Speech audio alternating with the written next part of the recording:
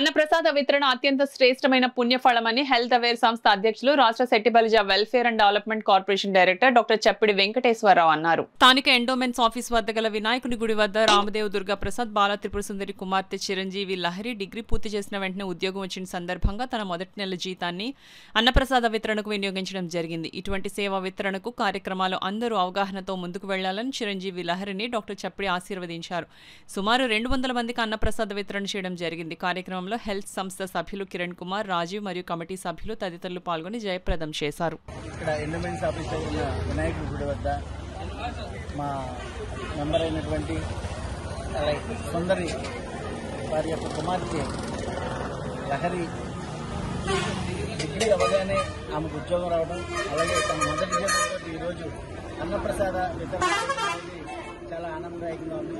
అయితే